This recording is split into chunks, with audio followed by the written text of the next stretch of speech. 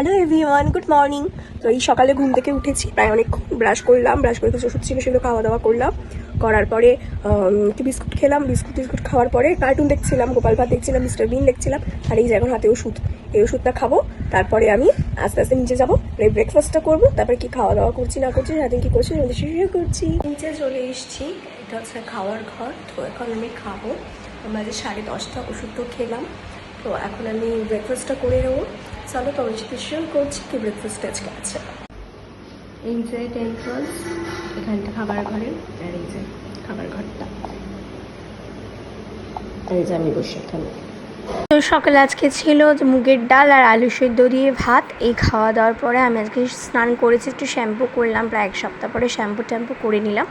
আর আজকে হচ্ছে থার্সডে, আমার মা হসপিটাল থেকে বাড়িতে আসবে। তো আমরা আপাতত পিসির বাড়িতেই রয়েছি।